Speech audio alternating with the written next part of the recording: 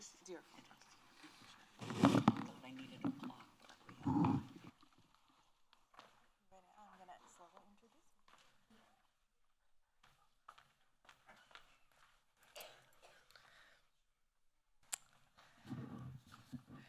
Good afternoon, everyone.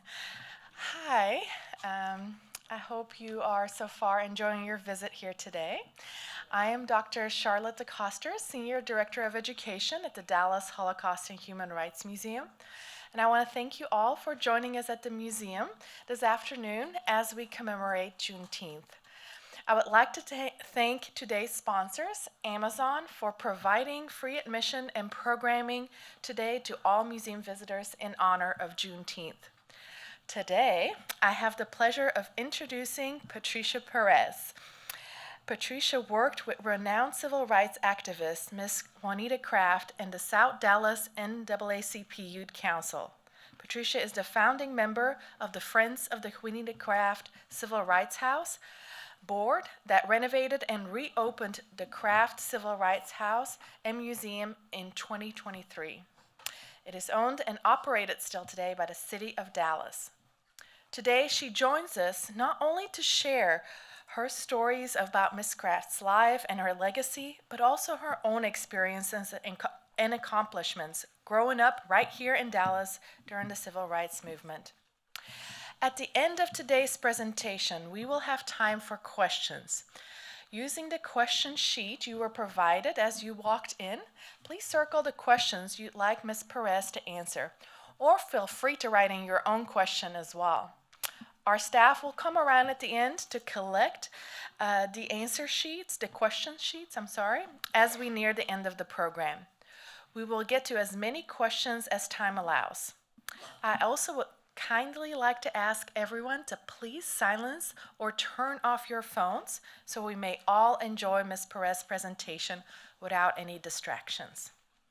It is now my great pleasure to turn things over to Patricia Perez.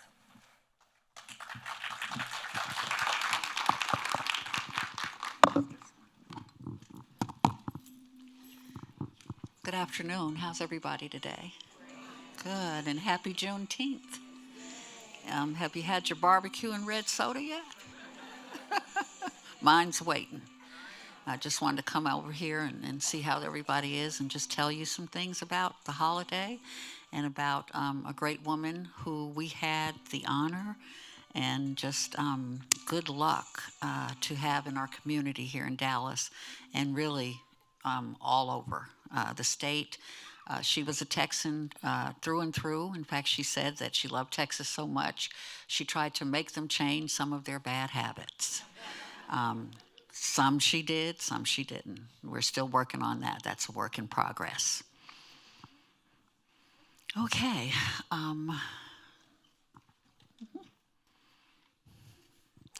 So I came to Dallas in, let me see.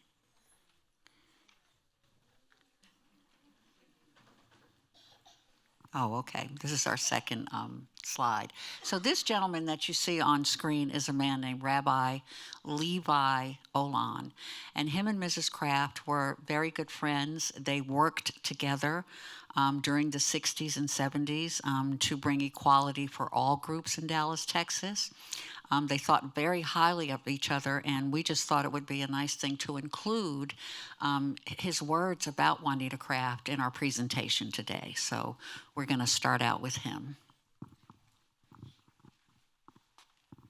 She was the only one here who came near to Martin Luther King,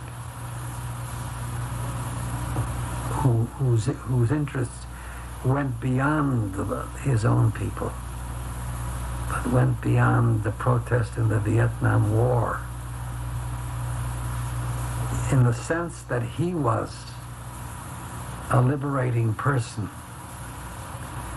Juanita Craft's greatness is that she is a liberating person for all people.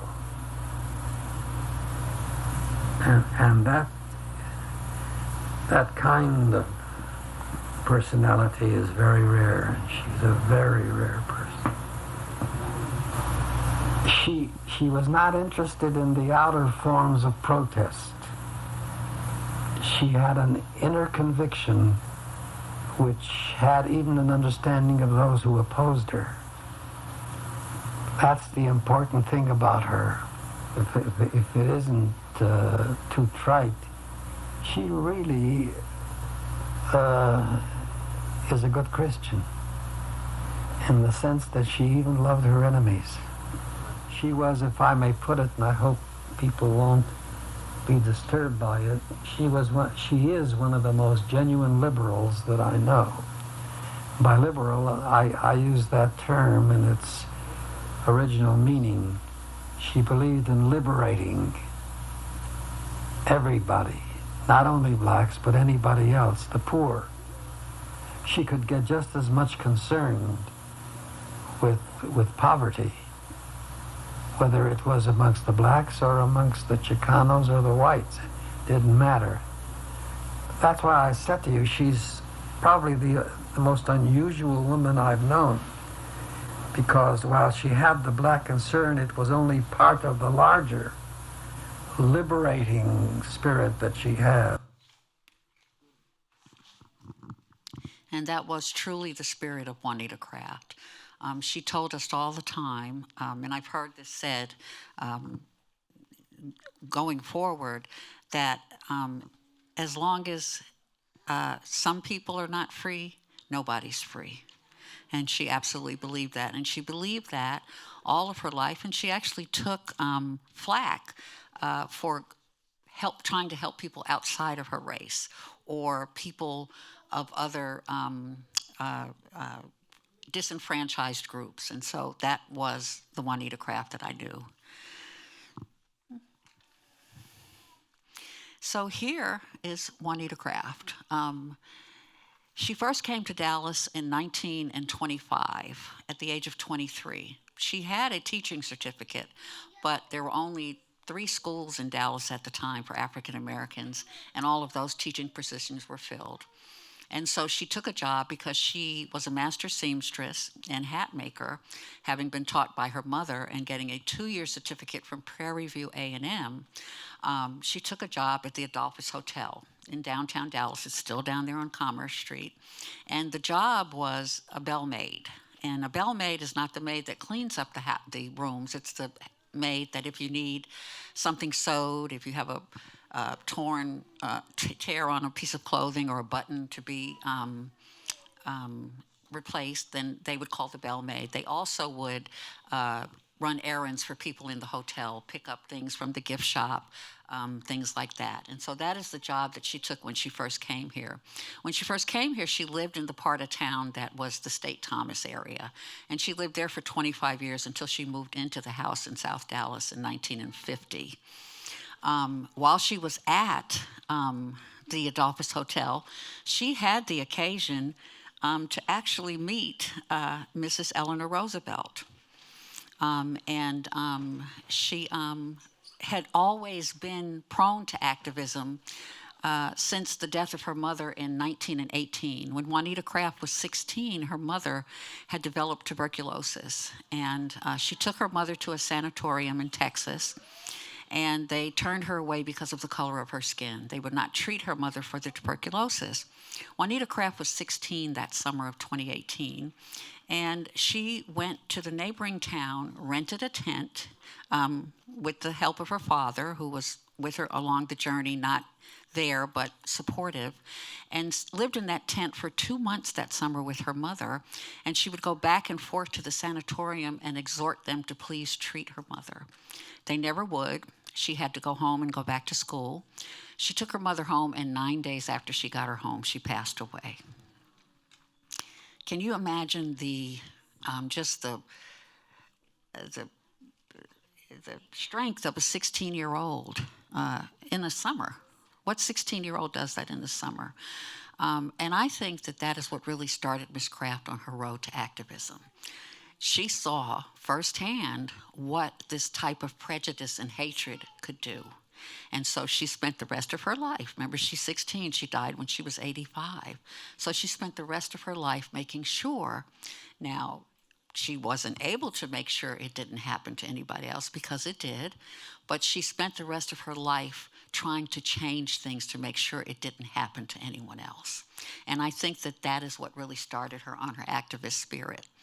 So she comes to Dallas at the age of 25, and Dallas at that time was a totally segregated city. In fact, in those days, the largest chapter of the Ku Klux Klan was right here in Dallas, Texas. They had their own day at the state fair. African Americans didn't get a day at the state fair until 1936. So she came into that environment, and I think that drove her also to her activism. She lived, again, in the State Thomas area of town, which is over there near where Booker T. Washington or the Arts Magnet is. It's now called Uptown, but it originally was Freedman's Town, and then it morphed into State Thomas. And so she was working at the Adolphus Hotel, and at the Adolphus Hotel and at all of the gift shops in the city of Dallas at the time, there was a postcard sold that depicted a lynching. You could send a postcard home on your vacation depicting a lynching. Well, Mrs. Craft had to see that postcard because one of her duties was to go into the gift shop. During her time, Eleanor Roosevelt came to stay at the Adolphus, and Mrs. Craft was called to her room to repair a collar on a coat. Mrs. Craft went to that room to repair her collar.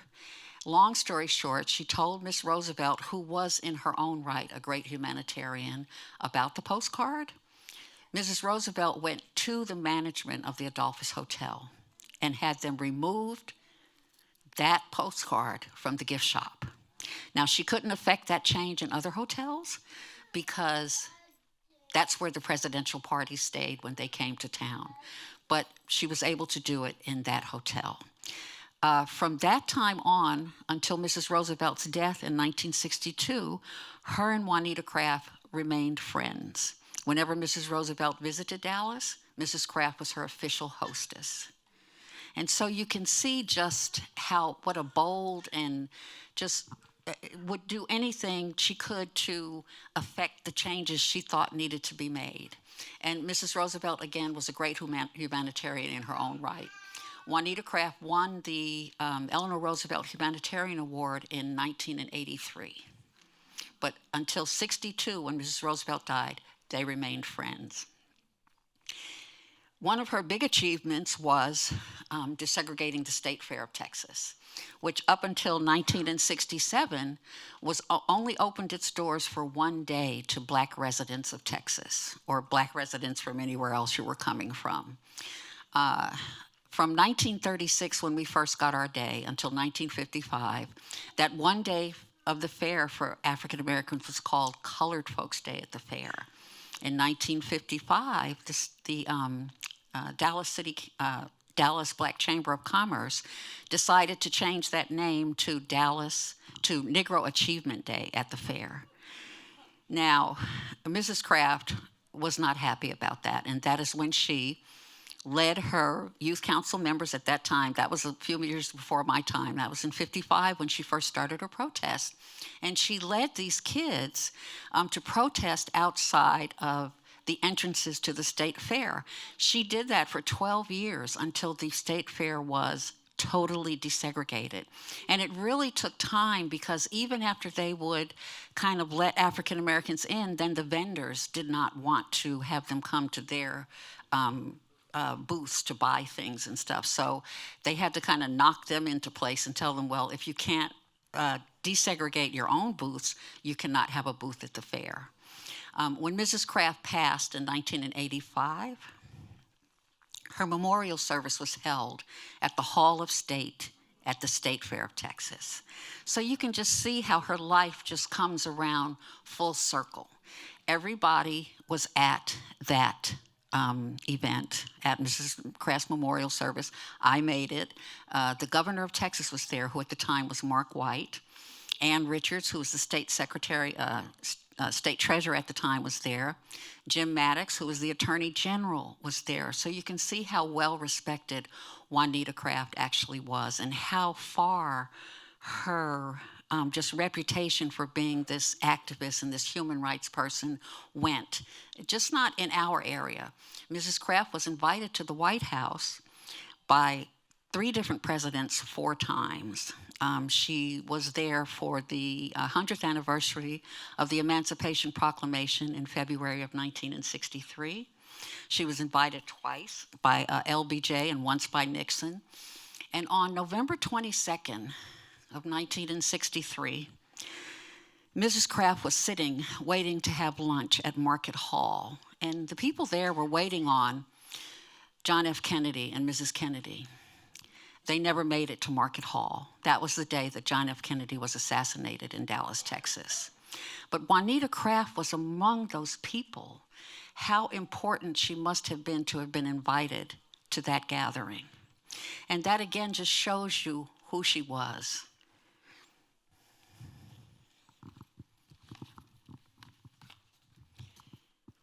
Okay, now we get to talk about me, which we could skip this. Anyway, I first came to Dallas in 1965 from New York City. My mother was a Dallasite, born and raised here, went to Booker T. Washington, then went to Lincoln High. She met my dad, who was stationed here during the war, and he was deployed from here, and then he came back here, and they got married and went to New York, and 6 kids were born there. In 65, unfortunately, my parents had split, and my mother was no longer able to take care of her children, all of them. And so she sent my brother, my baby brother, and I here to Texas to live with an aunt and an uncle who lived around the corner from Juanita Craft. My aunt knew Mrs. Craft. They had taken a millinery class together, a hat-making class. And so on the way from Love Field on October 2nd of 1965, she said to my brother and I have someone I want you to meet. And she took us to Juanita Craft's house first. She was the first person I met in Dallas. That was a Saturday. As we were leaving, after meeting Juanita Craft, she said, "I'll see you at the meeting Monday." Well, Monday was when the South Dallas NAACP Youth Council met back in those days. And that Monday, we went to her house. We plopped down our 50 cents for our memberships, and the rest is history. And from then on, Mrs. Craft introduced us to worlds I know that I would probably never have seen without her. We met, she had renovated her garage, and so we met she had renovated her garage, and we met in that garage, which was a little house. And I always called the little house the Starship Enterprise, and Juanita Craft was Captain Kirk, because she absolutely did. She took us east, she took us west. I was able to attend 3 national NAACP conventions with her, LA, and then Boston, and Atlantic City. When I was a sophomore in high school, I got inducted into Project Upward Bound, which met at SMU every summer for 6 weeks. And so my elders thought that it was best for me to go into those programs that furthered my education. And so I couldn't travel with the group anymore during the summer, but I still worked with them all year long. And so she was very powerful. You could just, the first time I met her, I knew that she was something special, and she made us feel powerful. I always say that she made us feel powerful. Who's that? She made us feel powerful in a time when people conspired to make us feel powerless. She taught us how to have meetings. Our meetings were held strictly by parliamentary procedure. I was secretary of the Youth Council for 2 years. This picture is a picture of us in our senator's office, Senator John Tower, in the summer of '68 as we were on our way back from Boston, Massachusetts, the convention there. At the convention, we were the youth council that had won that yearly membership drive for the NAACP, and so our prize for doing that was lunch with Senator Edward M. Brooke, who at the time was the senator from Massachusetts, and he was the first African-American man to be a senator since Reconstruction. So that summer alone, we got to meet 2 senators. How many have y'all met? Not bragging, but it was just wonderful times, and they were all like that. So what we're showing now here, are minutes that I actually took in 1968. Okay. And this is talking about, and this is what I mean by making us feel powerful. So that year, a Chevrolet dealership here in Dallas had decided to feature high school students from the Dallas high schools with their new models of Chevrolets. But when we thought about it, we realized they had not picked any African-American students. And so it didn't make us happy. We were unhappy about it. And you may be able to read the minutes or not, but what we did is, with Mrs. Craft's blessing, we wrote a letter to the Chevrolet dealership, and we told them how we felt. And basically, we said to them, our parents drive, our parents buy Chevrolets, and they have kids in high school. Well, what the Chevrolet dealership did, instead of including us, they squashed the whole promotion. Again, they squashed the whole promotion. Now, we weren't really happy about that because we kind of felt like we had taken something away from the other kids, and we knew that it wasn't their fault. But we still felt powerful because we affected some change. And then Mrs. Craft also had us to write a letter to the Dallas City Council asking them if they could put forth legislation that would prevent that kind of discrimination happening in the future. Well, Juanita Craft knew that this was a private company, that would not happen, but she was teaching us how to use our voice anyway, because there may be a day come that a letter you write could affect some change. And those are the things she did for us. Again, our meetings were held strictly parliamentary procedure. And in that same meeting, this actual meeting here was on April the 8th of 1968, and that was 4 days after the Dr. King assassination. And we talked about the memorial service we had in the community. And then we decided to, in his honor, produce 2 bumper stickers. We had already been producing bumper stickers that we sold for 50 cents. These were the ways that we raised money. We sold candy, cookies, bumper stickers, anything we could to get on that bus every summer. So we decided to make 2 bumper stickers to honor Dr. King.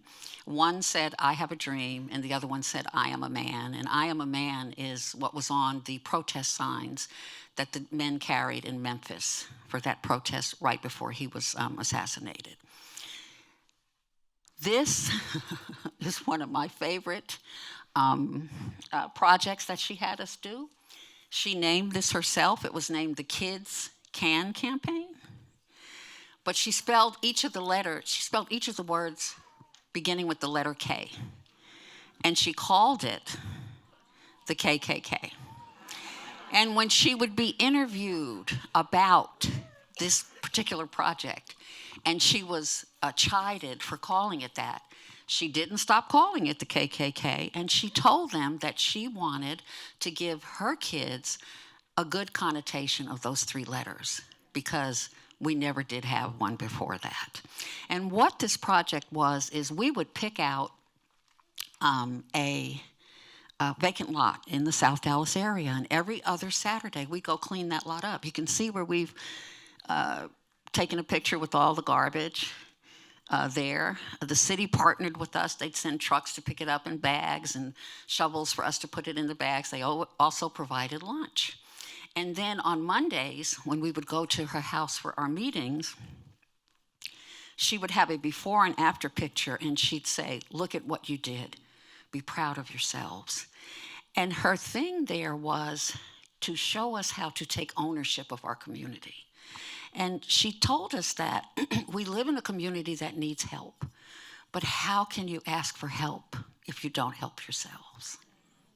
So that was the Kids Can campaign. So I don't know if you guys know, but Mrs. Craft's house has been made into a museum. It sits right there in South Dallas. I'm there 3 days a week, and it is an honor to be there.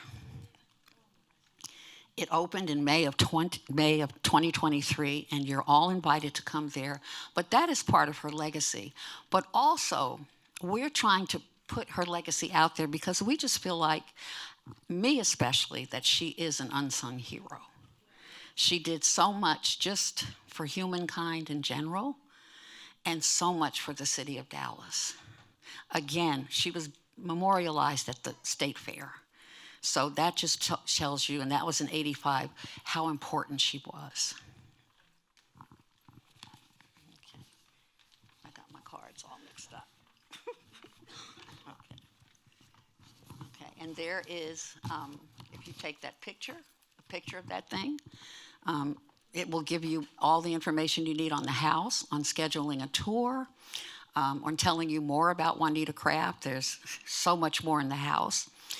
Just right quickly, there are actually 4 facilities in Dallas named for Juanita Craft. The house, a post office, a park, and a rec center. And she also has a reading room at the Eric Johnson Public Library that houses her archives. So if you really want to know more about her, you can go down there and look at her things. Her things are archived at the library. Thanks for listening, and thanks for coming. And again, happy Juneteenth. Oh, that's right. I got my own one. That one is not working. Oh, it's not? Or maybe it just needs turning on.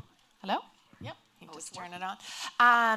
We are going to take some questions and continue our conversation with Ms. Perez. So if you want to write in your own question, if you want to circle one of the questions on the pages handout, just hold up your page, and we have some amazing volunteers who are going to come around and take those, and then we'll try to get to as many questions as possible. Here, I'm going to put my glasses on to read the question. Okay, I might need to put mine on too.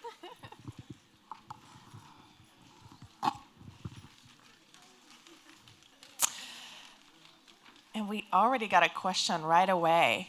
I have a feeling this is coming from a student here. Can you describe what it was like when you were in middle and high school to go to school here in Dallas? Yes, there. Sorry, yes. The in the white shirts here, our volunteers in the white shirts are collecting them for you. So when I came here in '65, I came here from New York City, and from kindergarten through 6th, that I attended school in New York, and actually probably half of the first semester of my 7th grade year. And the big difference was all my schools and classes in New York City were totally integrated. I mean, there was racism in New York City, but integration had also come to New York City. So coming here and going to school here was a real big culture shock because I was used to total diversity. I mean, among the staff, among the students. But I came here, and in the 7th grade, I went to Madison High School. That is on what is now Martin Luther King. It was Forest Avenue then. So it was just a big, huge culture shock. And I'll just tell you one other thing. So we got here in October, and the week after we got here, our homeroom teachers gave us our fair tickets. Now, this is '65, so the fair is still segregated. And so my little brother and I could walk to the fair. So we got our tickets that day. We walked to the fair, and we just thought it looked like Coney Island with just black people because of the rides and everything, which would have been weird for Coney Island because it was just very diverse in New York. So it was really very different. But I still will say this, I feel like I got a very good education at Madison High School.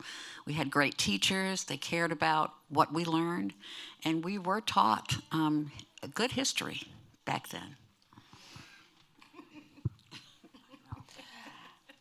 Do the NAACP Youth Councils still exist? There is one. They meet actually in Duncanville, and the director of it is the wife of a Craft kid, a gentleman that was in our youth councils, kind of before my time, but older than me. And that meets in Duncanville, and it is actually called the Juanita Craft Memorial NAACP Youth Council. We are in kind of early talks to see if we can maybe form a youth council that is based at the Juanita Craft House. That would be so important, wouldn't it be? And so think it amazing. would. And in the same neighborhood, in the same house. Maybe you can do some recruiting here.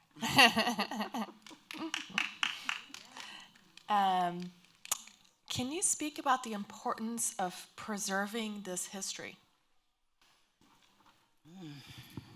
Well, absolutely, because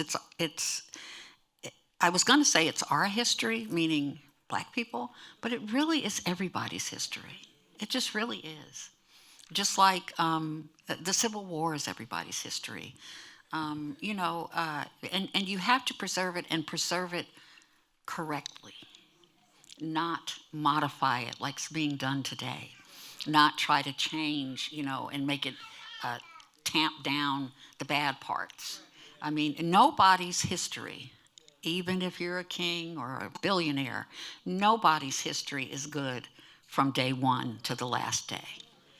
And it should always be told correctly and honestly. And that is what I feel like is compared to the history I got. And even my own child is almost 50, and I monitored his lessons too. But now I have a 10-year-old grandson, and I can see that it's different. And I don't think that that's the way that it should be. I think that history should be taught honestly as it happened, as has been written down, oftentimes passed down by people who were there. Can you talk a little bit about your educational opportunities? Maybe also, I know there's some school stories there beyond high school too, and your educational journey. So as I previously mentioned, I got inducted into a college preparatory program called Project Upward Bound in my sophomore year. And I didn't really want to do it at first because it would take me away from the summers with the council and stuff like that. But my elders said that anything to do with education, you're going to do. So that entailed me going to SMU every Saturday and taking college prep courses. And then during the summers, for 6 weeks, we stayed on the campus at Southern Methodist University. And it was quite the experience. It really was. Because again, it took me out of the neighborhood and out of the segregated environment that I was in. Because Upward Bound was diverse. There were no white students, but we did have African American students and Hispanic students. And then all of the staff was very diverse. And so it kind of took us away from that environment somewhat. I went to North Texas State University and actually, since I mentioned that, Mrs. Craft was instrumental in desegregating North Texas State, which is now University of North Texas, but it will always be North Texas to me. Okay. She was instrumental in desegregating that, and the gentleman that she used as the plaintiff in the case against the state of Texas ended up being my English teacher at Madison High School, and he was one of the best teachers I ever had. But I went to North Texas State, so I have a BA in English because I knew if I did English, I could probably get a degree because anything else would have been questionable. But I do have 2 technical degrees. I have a cosmetology degree and I have a culinary degree. So lots of education there. Was Mrs. Craft involved with Dr. King at all? We have not been able to find any empirical evidence of that. We know that Dr. King did come to Dallas 4 times in Mrs. Craft's lifetime. But we don't have, we have evidence of Thurgood Marshall staying at her house when he came here, or people like that. We just don't have that evidence. But I don't think it would be unsafe to assume that their paths crossed when he was in Dallas, because they were, doing the same things. And so I believe probably yes, but again, we don't like to put it out there unless we absolutely know. Kind of want to follow up on that. What was their relationship with Thurgood Marshall? Well, at the time, Justice Marshall was not Justice Marshall. He was the head legal counsel for the NAACP, of which Mrs. Craft was a member. So when he would come to town, like when he worked on the lawsuit to desegregate the University of Texas Law School, or when he worked on the lawsuit to get us the right to vote in primaries. Up until 1946, we could only vote in the general election. Whatever candidates had been chosen by the Democratic Party is just who we had to vote on. And how they got away with doing that is because they touted themselves as a private club, the Democratic Party.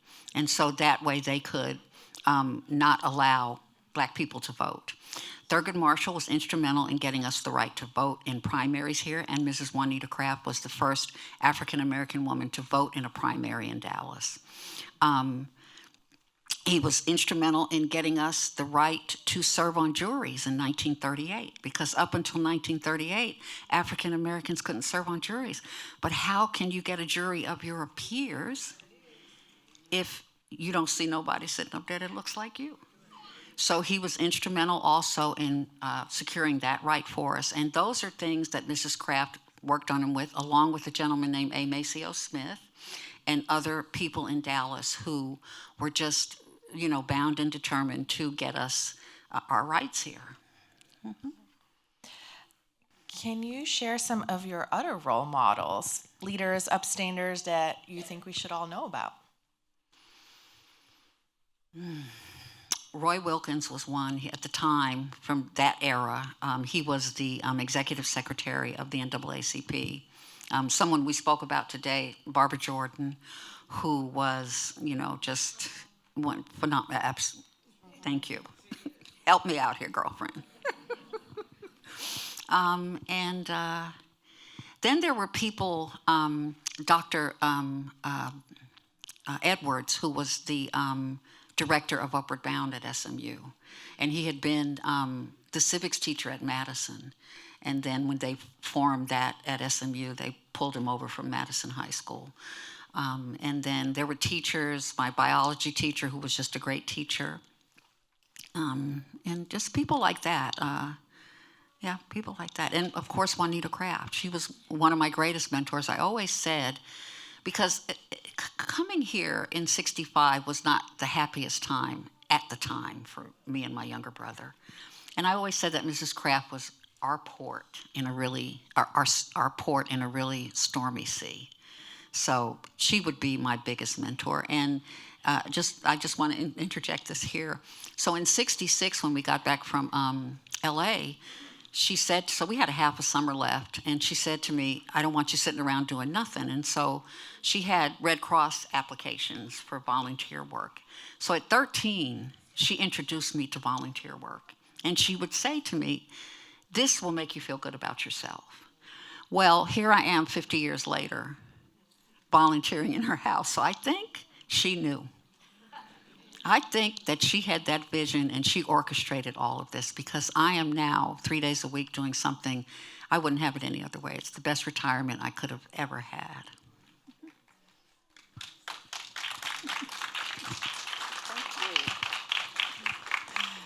Yes, and I encourage everybody to scan that QR code to learn a little bit more about the Craft House and go visit. Absolutely. Go visit. And do some volunteering. Yes. Somewhere. Mm-hmm. Somewhere. It makes you feel good about yourself. Mm-hmm. Whether you're 13 or 70, mm-hmm. It makes you feel good about yourself.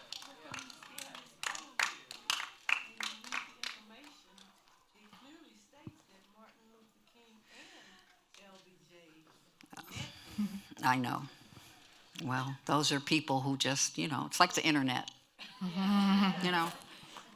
They got to get you in to come learn the true history it's the pull in. Right.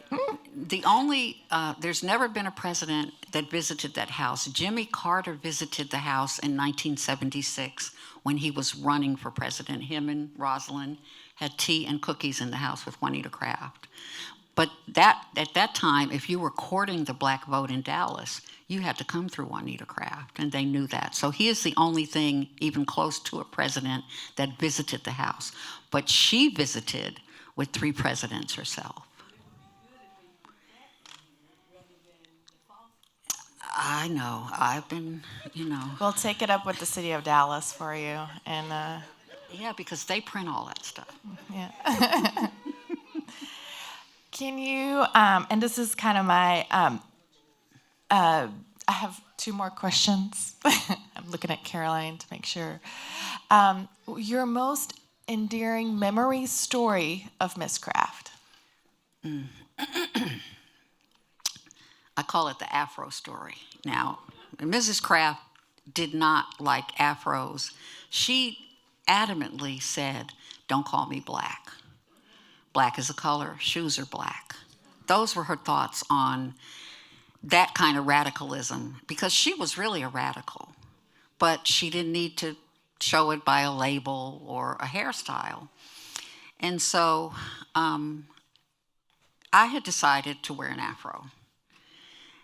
And boy, I thought I was fly, let me tell you, until I went to her house.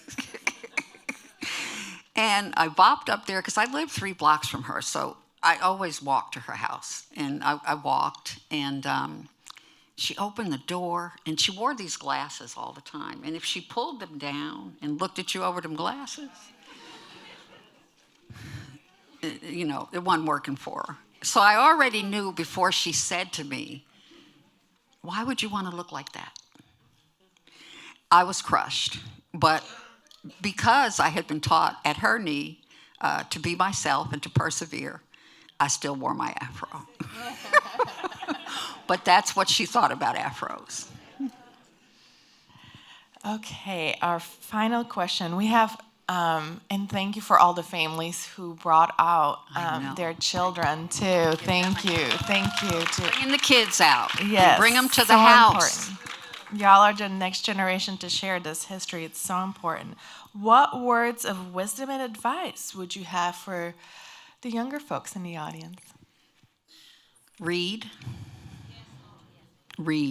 and not on these.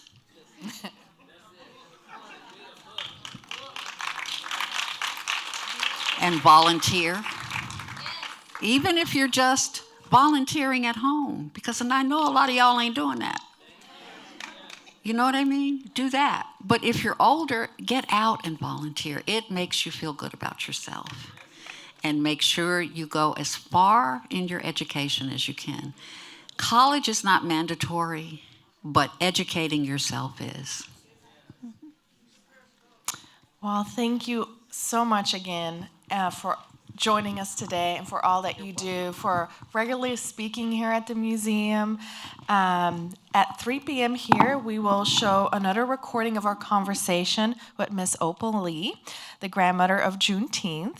And also at 3 p.m., there will be a docent talk in English in our Pivot to America gallery, and we feature some of the amazing people that Ms. Perez talked about, including Amos Maceo Smith.